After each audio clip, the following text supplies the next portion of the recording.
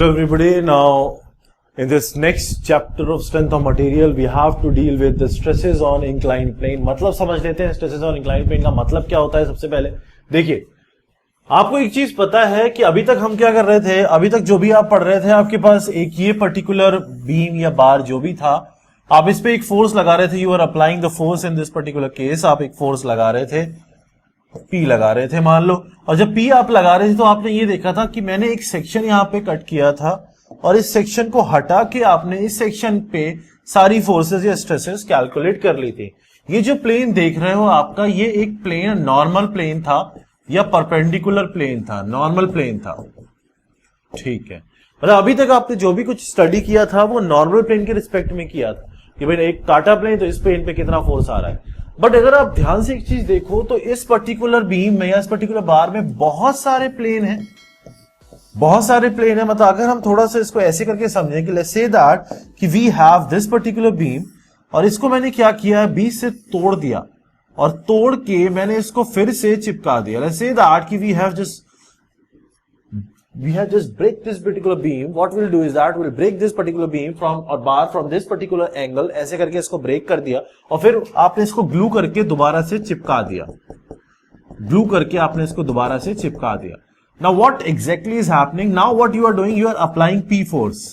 अब आप मुझे बताओ, अब आप जस्ट इमेजिन करके सोच के बताओ कि ये जो बार है ये किधर से टूटेगा। जिधर से इंक्लाइन है उधर से टूटेगा। ऑब्वियसली बात है, कब टूटेगा? जब इस इंक्लाइंड प्लेन पे डेवलप होने वाला रिस्पॉन्स इस P के इफेक्ट के अगेंस्ट कम हो जाएगा। जब इस इंक्लाइंड प्लेन पे डेवलप होने वाला रिस्पॉन्स इस P के इफेक्ट को कौन से प्लेन में, इस इंक्लाइंड प्लेन में जो P का इफेक्ट आ रहा होगा उसको न्यूट्रलाइज नहीं कर पाएगा, तो ये जो बार है या जो भी पोर्शन है, जो भी स्ट्रक्चर एलिमेंट है, ये इसी इंक्लाइंड पोर्शन से टूट जाएगा।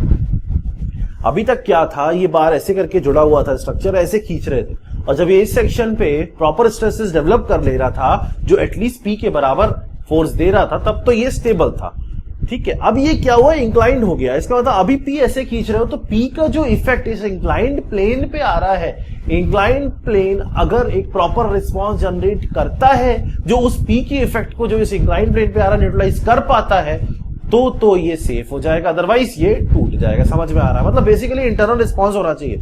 ये अभी पोर्शन यहां से वीक है, अब ये P इसको ऐसे खींच रहा है तो P का इफेक्ट इस पे कुछ ऐसे आ रहा है, ये P आ रहा है।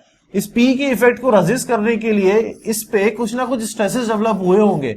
अगर वो स्ट्रेसेस इतने सेल्फ सफिशिएंट हैं कि वो P के इफेक्ट को न्यूट्रलाइज कर सकते हैं इस एंगुलर प्लेन पे भी, तो ये सेफ हो जाएगा, अदरवाइज ये फेल हो जाएगा। तो अभी हमें क्या पढ़ना है, now what we have to study, we have to study the stresses on inclined plane. This is the inclined plane. इस पे हमें स्ट्रेसेस पढ़ने हैं, कौन कौन से स्ट्रेसेस होते हैं हमें कैलकुलेट करने हैं, ठीक है। ये हो गई पहली बात। दूसरी बात करते हैं, सिंपल सी बात। जब भी हम लोग इंक्लाइंड प्लेन पे कुछ भी पढ़ते हैं, इंक्लाइंड प्लेन पे स्ट्रेसेस कैलकुलेट करते हैं, इंक्लाइंड प्लेन पे स्ट्रेन कैलकुलेट करते हैं, तो सबसे पहले हम एक इंक्लाइंड प्लेन का इंक्लिनेशन फिक्स करते हैं। आपको हमेशा ध्यान रखना है, फॉर एग्जाम्पल मेरा नॉर्मल प्लेन अगर मैं ऐसे रिप्रेजेंट करता हूं, मैंने आपको एलिमेंट रिप्रेजेंट करना भी सिखाया था, अगर मैं अपना नॉर्मल एलिमेंट ऐसे रिप्रेजेंट करता हूं जिसमें ये एक मेरा नॉर्मल एक्सिस है और एक ये मेरा नॉर्मल एक्सिस है। नॉर्मल मतलब कुछ ऐसा और ऐसा, परपेंडिकुलर टू एक्सिस है, ये एक्सिस है, मेरे को टू परपेंडिकुलर एक्सिस अगर मैं ऐसे रिप्रेजेंट कर रहा हूं और मुझे कहा जाता है कि I have an inclined plane which is inclined at an certain angle, तो आपको हमेशा ध्यान रखना है that you have to consider that inclination with respect to this normal plane like this। अगर आपसे कहा जाता है कि एक प्लेन है जो एक सर्टेन एंगल पे इंक्लाइंड है और उसको बनाओ, तो in that particular case what you will do is that you will say that कि from a normal plane that plane is inclined, that plane is inclined at an angle of theta anticlockwise. मतलब किसी भी normal plane से जो भी plane आप inclination represent करना चाहते हो, एंटी क्लॉकवाइज नॉर्मल से जितना एंगल खींचोगे वैसे उसको रिप्रेजेंट करोगे। मतलब आपको जो प्लेन रिप्रेजेंट करना है वो हमेशा नॉर्मल के रिस्पेक्ट में करना है, नॉर्मल से एंटी क्लॉकवाइज जाना है। मतलब हम जो भी फॉर्मूला यहाँ पे लिखेंगे वो नॉर्मल से एंटी क्लॉकवाइज जाके ही लिखेंगे, हमेशा ये आपको कन्वेंशन ध्यान रखना है। एग्जाम में कहीं भी कोई भी एंगल दिया हो, फॉर एग्जाम्पल एग्जाम में आपको कह दिया जाए कि भाई प्लेन ऐसे है, आपको क्या करना है, ये एंगल दिया हुआ है मान लो 30 डिग्री, तो आपको ये एंगल यूज नहीं करना, आपको ये एंगल निकालना है 90 - 30 मतलब ये 60 डिग्री। आपको कहीं भी एग्जाम में कुछ भी दिया है घुमा फिरा के आपको यही वाला एंगल निकाल देना, नॉर्मल के साथ ऐसे करके जो एंगल आ रहा है ये निकालना है हमें, एग्जाम में क्वेश्चन सॉल्व करना है और सही आंसर लाना है। तो जो मैं आपको ट्रिक बता रहा हूं उस ट्रिक का यूज करना है। कुछ भी एंगल दिया हो आप कैसे भी करके कन्वर्ट कर लेना इस प्लेन को इस तरीके से, मतलब मुझे ये एंगल पता कर लेना है, पहली चीज हो गई। ठीक है, अब बात करते हैं, यहां पे एक टर्म यूज होती है जिसको बोलते हैं principal stresses.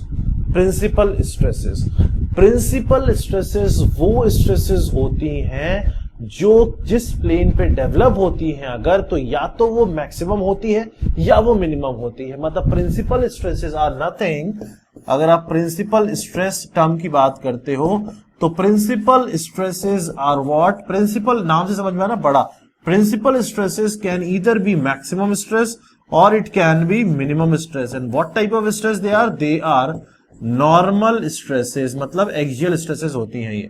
Principal stresses are normal maximum stress और normal minimum stress. It means that principal stress या तो मैक्सिमम होगी या फिर वो मिनिमम होगी, ये नॉर्मल शेयर नहीं हो सकती। इस चीज का आपको ध्यान रखना है। ठीक है, दूसरी चीज आपको ध्यान रखनी है कि अगर किसी प्लेन पे प्रिंसिपल स्ट्रेसेस डेवलप हो रही होंगी, अगर किसी प्लेन पे प्रिंसिपल स्ट्रेस डेवलप हो रही होंगी तो उस प्लेन पे शेयर स्ट्रेसेस जीरो होंगे, तो उस प्लेन पे शेयर स्ट्रेसेस जीरो होंगे। देखो, अगर ध्यान से देखो, थोड़ा सा कॉन्सेप्ट समझना। ये मेरे पास इंक्लाइन प्लेन था, ठीक है, ये मेरे पास कुछ ऐसा प्लेन था। इस प्लेन पे ये जो P लग रहा था, इस P को मैं ऐसे बना देता हूं शेडेड पोर्शन की तरह, ये P मेरा कुछ ऐसा लग रहा था, ये मेरा P आ रहा था, दिस वाज P एक्चुअली। ठीक है, ये P अगर इस तरीके से आ रहा है, इस P के आप दो कंपोनेंट बना सकते हो। इस P का एक कंपोनेंट ऐसे जा रहा होगा, एक कंपोनेंट ऐसे जा रहा होगा, these will be the two components. It means that ये जो P का इफेक्ट है ये इंक्लाइन प्लेन पे दो तरीके से आया। ध्यान से देखना, बहुत ध्यान से। मान लो ये P यहां से थीटा डिग्री पे लग रहा था, या मान लो लेट्स से दैट थीटा मत मानो, कंफ्यूज हो जाओगे, अल्फा पे लग रहा था, तो ये वाला टर्म होगा P cos अल्फा और ये वाला टर्म होगा P sin अल्फा। ठीक है, अब अगर आप ध्यान से देखो तो P cos अल्फा इस इंक्लाइन प्लेन पे परपेंडिकुलर है, परपेंडिकुलर है।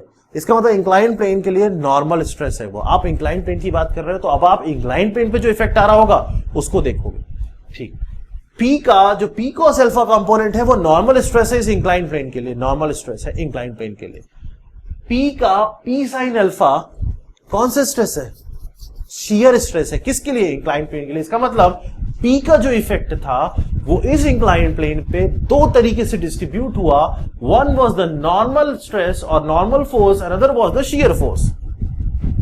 P was the external force. P external force था जिसका इफेक्ट P cos अल्फा और P sin अल्फा डेवलप हुआ इस इंक्लाइन प्लेन पे। इसका मतलब ये इंक्लाइन प्लेन भी कुछ ऐसा ही रिस्पॉन्स जनरेट करना चाहिए जिसका कम से कम इस सरफेस पे शियर का रिस्पॉन्स P sin अल्फा के बराबर हो, और इस सरफेस पे जो ये रेजिस्टेंस ऑफर करेगा नॉर्मल डायरेक्शन वो कम से कम इसके बराबर होना चाहिए, और ये रेजिस्टेंस ऑफर करेगा शियर वाली डायरेक्शन में तो कम से कम इसके बराबर होना चाहिए। रिस्पॉन्स मैंने आपको बताया, जैसा फोर्स मैं आपके लगाऊंगा आप वैसे ही रिस्पॉन्स मुझे दोगे। मैं आपको शियर दे रहा हूं P sin अल्फा, तो आप कम से कम P sin अल्फा का शियर डेवलप करने की हिम्मत रखोगे, तभी ये बॉडी सेफ है, वरना ऐसे ही टूट जाएगा, इंक्लिनेशन में चला जाएगा। और सिमिलरली अगर ये P cos अल्फा ऐसे इफेक्ट दे रहा है तो कम से कम P cos अल्फा इसके पास ताकत होनी चाहिए, तब ये जाके नॉर्मल डायरेक्शन में स्टेबल हो पाएगा। तो इसका मतलब यहाँ पे एक ही समझ में आ गई, यहाँ पे एक ही समझ में आ गई कि इंक्लाइन प्लेन पे दो तरीके के स्ट्रेसेस आएंगे, एक होगा नॉर्मल स्ट्रेस, एक हो शियर स्ट्रेस। इंक्लाइन प्लेन पे हमेशा नॉर्मल और शियर डेवलप होता है। मैंने आपको बताया principal stresses maximum normal stress होगा या मिनिमम नॉर्मल स्ट्रेस होगा। आपको हमेशा ध्यान रखना है जब भी किसी बॉडी पे कभी भी कोई भी इफेक्ट आता है किसी इंक्लाइन प्लेन पे, जब आप देखते हो तो इंक्लाइन प्लेन पे देखने के टाइम आपके पास तीन ऑप्शन बनते हैं।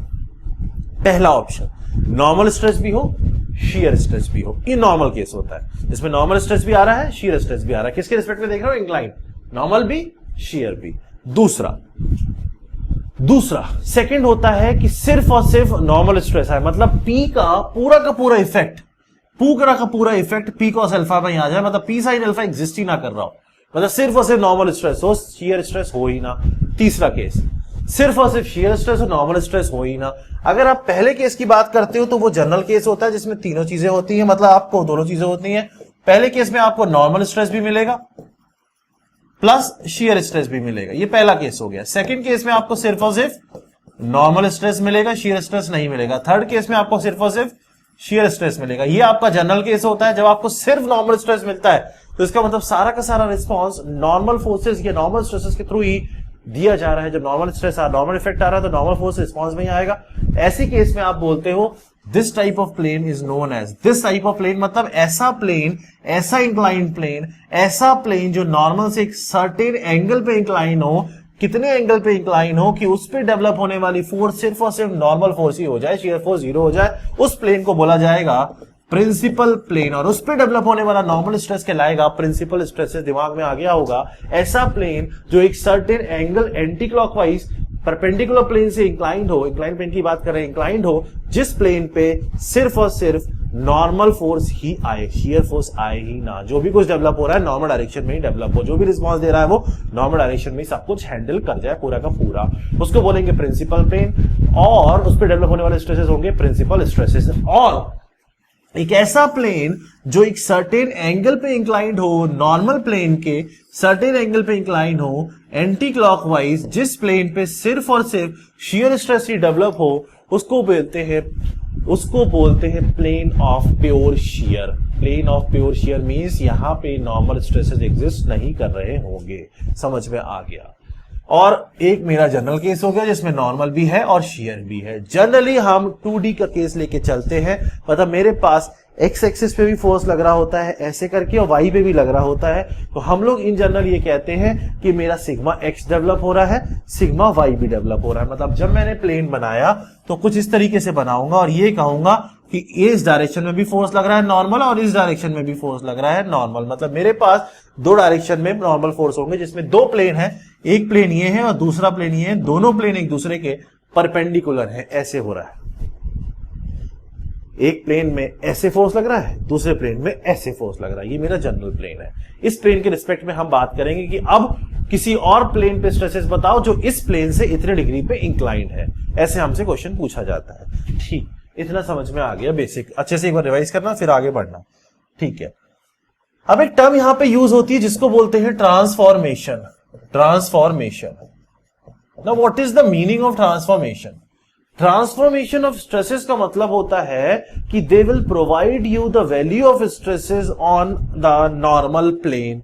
नॉर्मल प्लेन मतलब ऐसे खींच लो या ऐसे खींच लो, ये नॉर्मल हुआ ना, ऐसे भी नॉर्मल खींचोगे, ऐसे पकड़ के भी नॉर्मली खींचोगे, सीधा सीधा नॉर्मली तो हुआ, किसी प्लेन के परपेंडिकुलर ये नॉर्मल हुआ।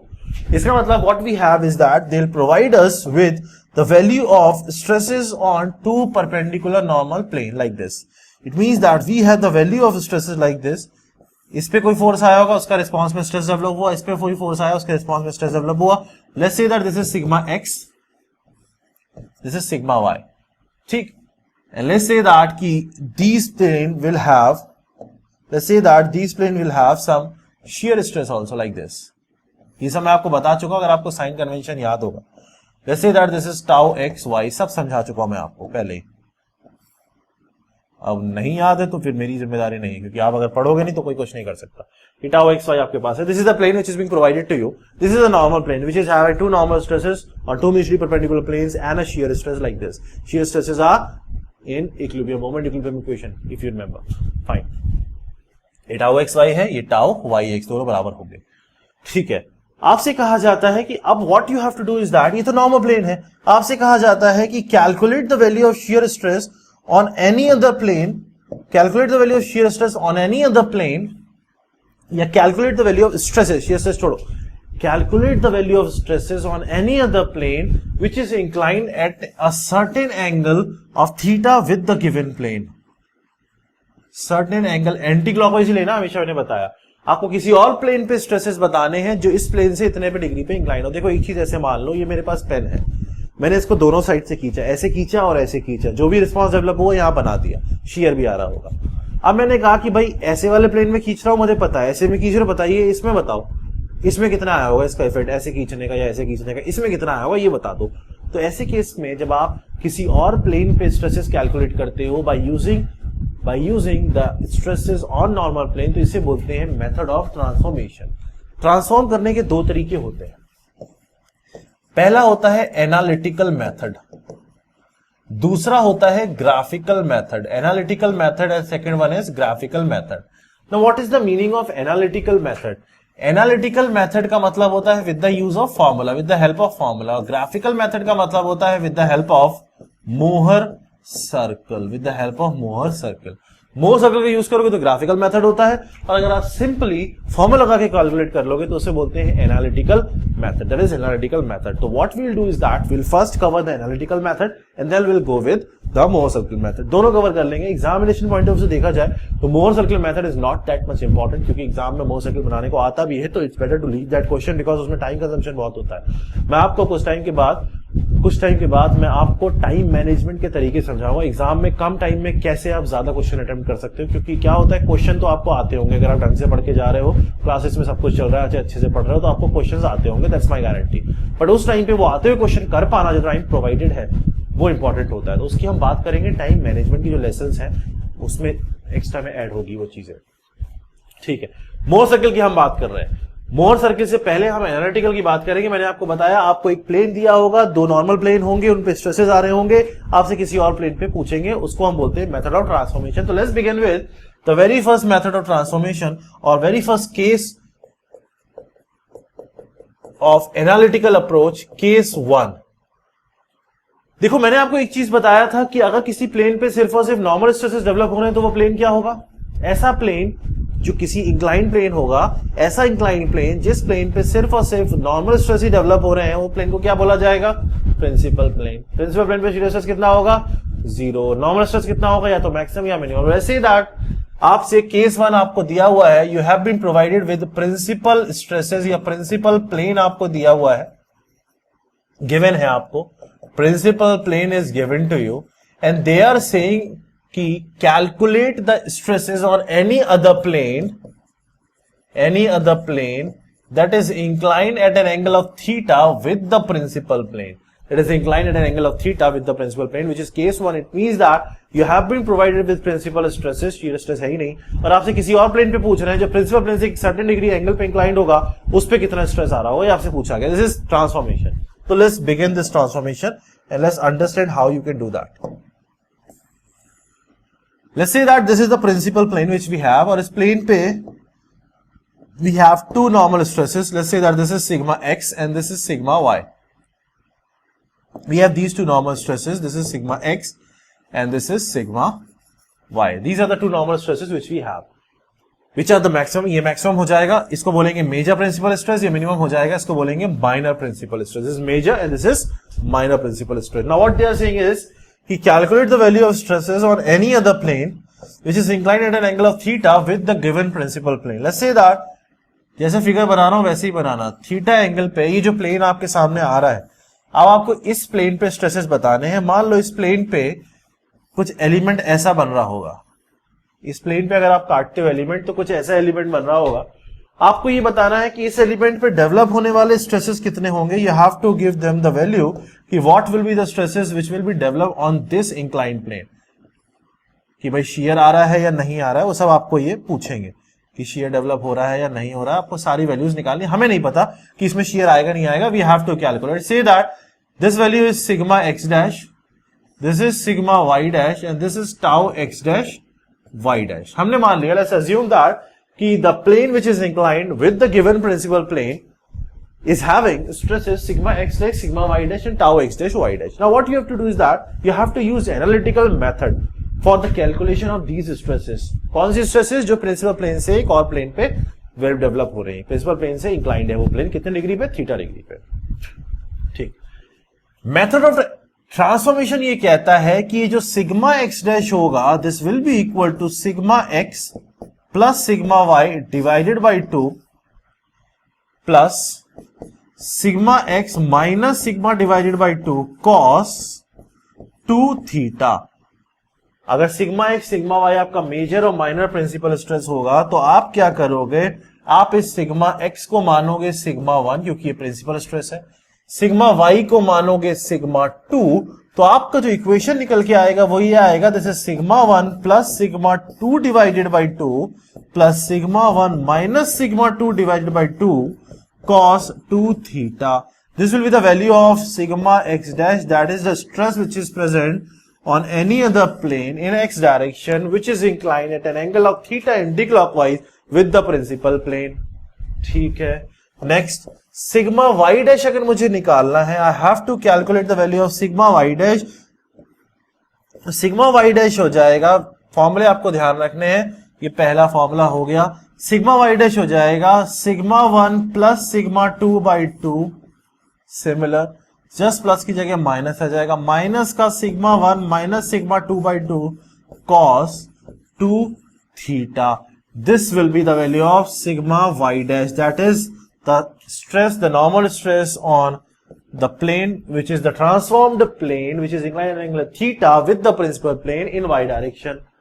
ठीक है, अब हमने ये माना है कि इस पे shear भी आ रहा होगा, ऑब्वियस ही बात है, प्रिंसिपल प्लेन तो पहले ही बता चुके हैं, तो बाकी सारे प्लेन, प्रिंसिपल प्लेन एक ही हो सकता है, उसके अलावा सारे प्लेन किसी भी एंगल पे ले लो, सारे के सारे प्लेन में कोई ना कोई शियर स्ट्रेस आ ही रहा होता है, क्योंकि मैंने आपको स्टार्टिंग में बताया कॉम्बिनेशन नॉर्मल और शियर दोनों का होता है। सिर्फ एक केस ऐसा होता है जिसमें सारा का सारा इफेक्ट नॉर्मल डायरेक्शन में ही आ जाता है, उसको प्रिंसिपल प्लेन बोलते हैं, उसके अलावा सब जगह शियर होगा।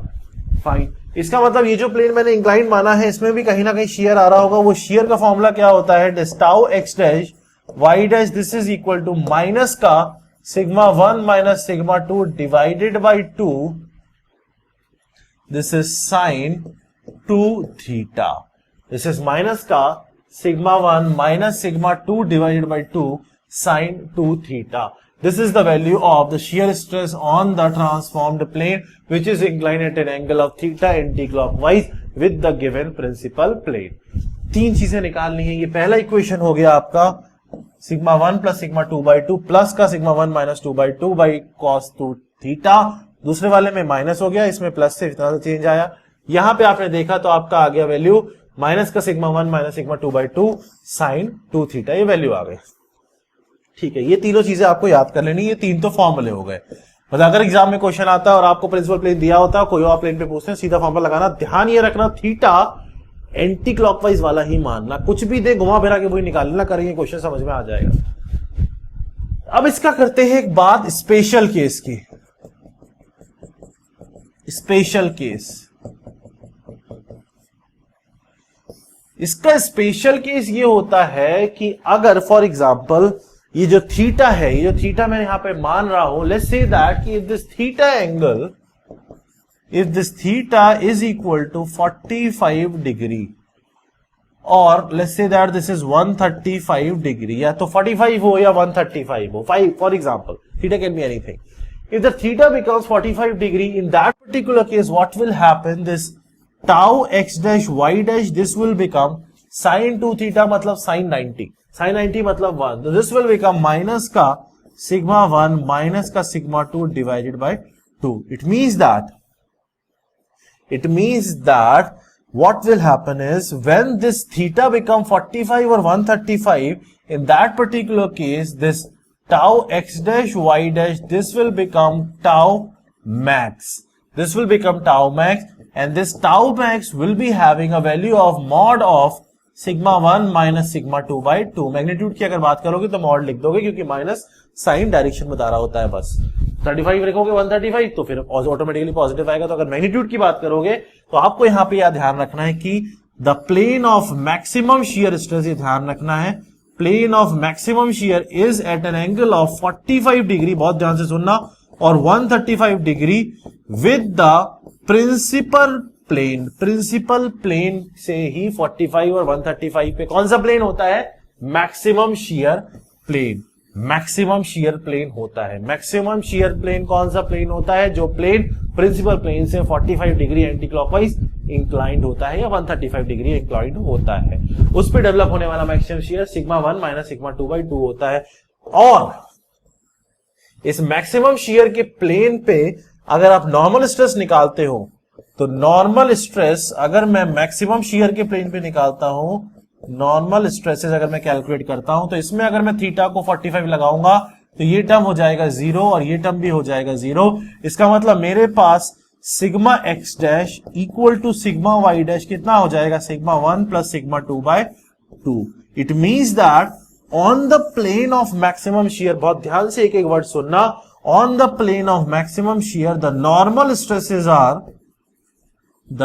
स्ट्रेसेस आर इक्वल, इक्वल आया ना, and alike. Equal and alike means nature भी सेम है, दोनों पॉजिटिव आए या दोनों नेगेटिव आए, sigma 1 plus sigma 2 by 2। It means that it means that यहां पे एक बहुत इंपॉर्टेंट सा पॉइंट आ जाता है। क्या आ जाता है? देखो, ऑन द प्लेन ऑफ, बहुत ध्यान से देखना, on the plane of maximum shear, on the plane of maximum shear, जो प्रिंसिपल प्लेन से 45 या 135 पे इंक्लाइंड होगा, टाउ मैक्स कितना होगा? अभी हमने देखा मॉड ऑफ सिग्मा 1 माइनस का sigma 2 divided by 2। Normal stresses कितने होंगे? सिग्मा एक्स डैश और सिग्मा वाई डैश इक्वल होंगे और एक जैसी नेचर के होंगे। क्या वैल्यू आ रही है? Sigma 1 plus sigma 2 by 2। यहां मॉड नहीं है। इसका मतलब on the plane of maximum shear these are the values हैं। On the plane of maximum normal stress, बहुत ध्यान से सुनो मैं क्या कह रहा हूं, and on the plane of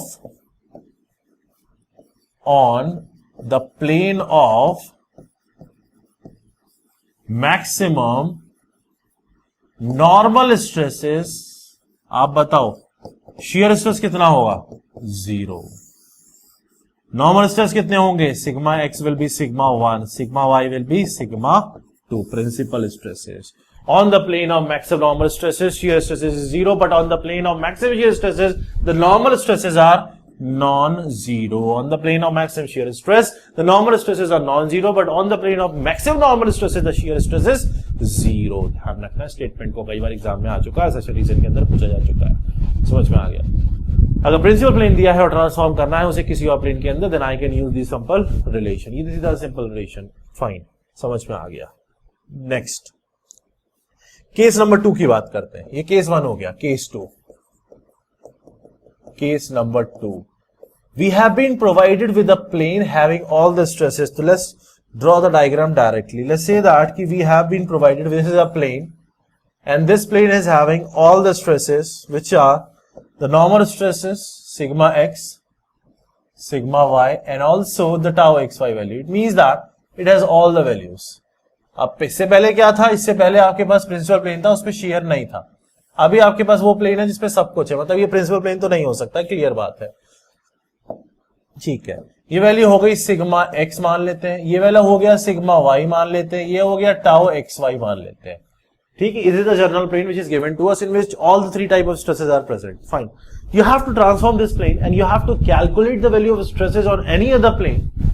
We have to calculate the value of stresses on any other plane which is inclined at an angle of theta anti-clockwise with this given plane.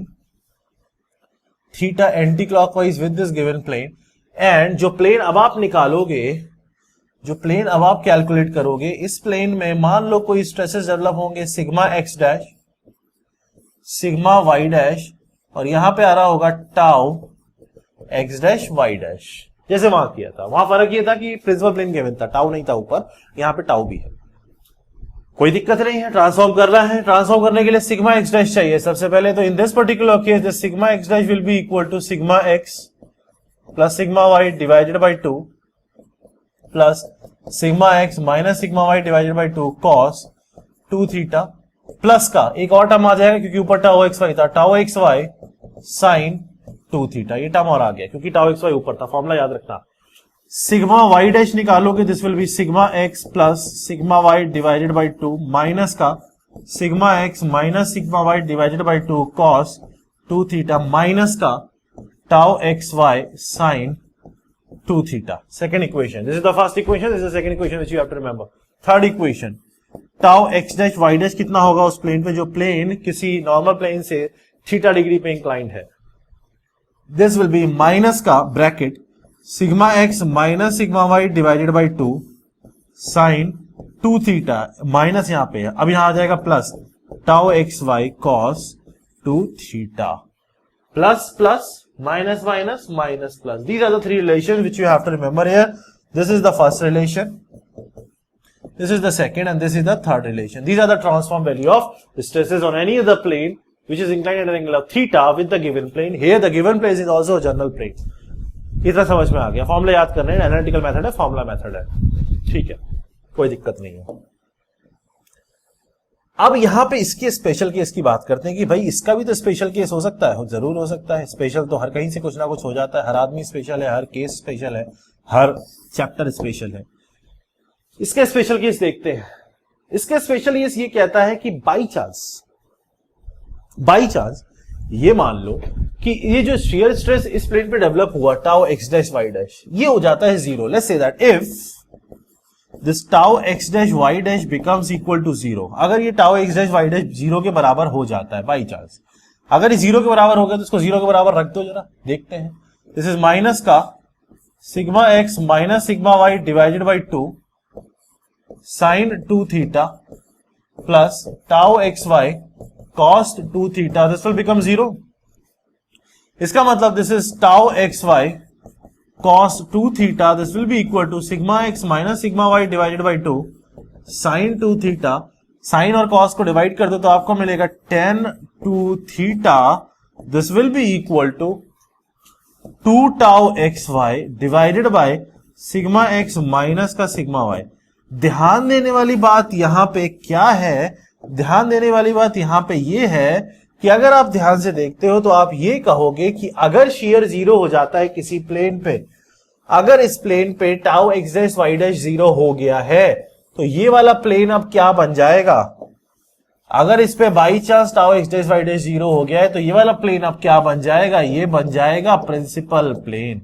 क्यों? क्योंकि इस पे tau x dash y dash क्या हो गया है, zero. और अगर इस पे tau x dash y dash zero हो गया है तो ये सिग्मा एक्स डैश क्या बन जाएगा, सिग्मा 1 बन जाएगा। ये सिग्मा वाई डैश क्या बन जाएगा, सिग्मा 2 बन जाएगा। और ये कितना हो गया है, जीरो। तो ये क्या बन जाएगा, प्रिंसिपल प्लेन। और अगर ये प्रिंसिपल प्लेन हो गया तो प्रिंसिपल प्लेन किसी भी प्लेन से कितने डिग्री पे इंक्लाइंड होता है, थीटा पी पे इंक्लाइंड होता है। थीटा पी क्या होता है, वो एंगल जिसपे प्रिंसिपल प्लेन बनता है। किस प्लेन से, किसी भी जनरल प्लेन से। तो थीटा पी अगर मुझे पता करना है तो थीटा पी निकालने के लिए मुझे फॉर्मूला क्या यूज करना पड़ेगा, ये वाला। कौन सा, tan 2 theta p, this is equal to 2 tau xy divided by bracket sigma x minus का sigma y। समझ में आ गया। This is case number 2, that is when you have a general plane जिसमें सारी स्ट्रेसेस दिए हुए हैं और किसी और प्लेन पे पूछा जाएगा जो एक प्लेन से इंक्लाइंड होगा। अगर बाई चांस वो जो ट्रांसफॉर्म प्लेन है उस पे शियर स्ट्रेस जीरो हो जाता है तो वो कौन सा प्लेन बन जाएगा, प्रिंसिपल प्लेन। और प्रिंसिपल प्लेन पे जो एंगल होगा, जितने डिग्री पे वो इंक्लाइंड होगा, वो कौन सा एंगल होगा, इतना एंगल होगा। इतने फॉर्मूले ध्यान रखते हैं आपको। This is case 1 and case 2। इतना समझ में अभी आ गया, बेसिक हमने देख लिया है। फाइन, तो नेक्स्ट लेक्चर में इसको थोड़ा सा और आगे बढ़ाएंगे, अदरवाइज अभी आप कंफ्यूज हो जाओगे। इसको अच्छे से नोट डाउन कर लेना, ये फॉर्मूला याद कर लेना, फॉर्मूला बहुत इंपॉर्टेंट है। तो just keep on learning, keep on rising, just note it down and revise it once to proceed with the. Have you ever tried thinking why you are not able to qualify different examination? That is engineering services, GATE और state services। कभी सोचा है क्यों selection नहीं होता है? Let me tell you, let me give you the basic introduction कि होता क्यों नहीं है। Let me explain you the things. The reason is that because these examination need a perfect analysis. Analysis means you should know everything. So here in Catalyst Group, in my classes, where I'll give you the analysis of the exam, I'll give you the theory lectures, I'll give you the question lectures. What will do, will complete each and every question in the class, previous year से उठा के expected questions तक सब कुछ हम class में कर लेंगे। जितने भी हमारे पास ऑनलाइन कोर्सेज हैं, चाहे आईएएस के लिए हैं, चाहे गेट के लिए है, चाहे एसएससी के लिए, और जो भी फैकल्टीज हैं, सारे फैकल्टीज गेट और आईएएस टॉपर्स हैं। अगर आप कैटलिस्ट ग्रुप ज्वाइन करते हो तो लेट मी टेल यू कि आपको क्या क्या फायदे मिलेंगे। Let's see that. पहली चीज आपको मिलेगी कि आपको एक्सपर्ट गाइडेंस मिलेगा, जितना भी फैकल्टीज का लाइव सेशंस मिलेंगे जहां पे आप फैकल्टी से अपने डाउट क्लियर कर सकते हो, फोन पे, व्हाट्सएप पे, आमने सामने बैठ के। सब फैकल्टीज के लिए आपके पास अपॉइंटमेंट होगा, आप उनसे डायरेक्ट डिस्कशन कर सकते हो। साथ में हम आपको नोट्स देंगे जो हमारे स्पेशल माइंड मैप्स की फॉर्म में नोट्स होते हैं, जिसमें आपको याद करना ईजी रहेगा। कुछ मोटिवेशनल सेशंस होंगे, प्रोग्रेस एनालिसिस होंगी, नोट्स होंगे, हम अपना स्टडी मटेरियल आपको प्रोवाइड करेंगे, बुक्स आपको प्रोवाइड की जाएंगी, आपको A to Z each and everything provide किया जाएगा। हर कोर्स में हमारे पास मिनिमम से मिनिमम 1000 लेकर 2000 लेक्चर्स हैं, depending upon the course which you are taking. अलग अलग हमारे पास कोर्सेज हैं, डिफरेंट कोर्सेज हैं जो आप कंबाइन करके भी ले सकते हो। तो everything we have for you. So I welcome you all to the Catalyst group. Visit the link below. Call us for admissions. Our new version 1.1 is already launched and admissions are open under all our courses. Thank you.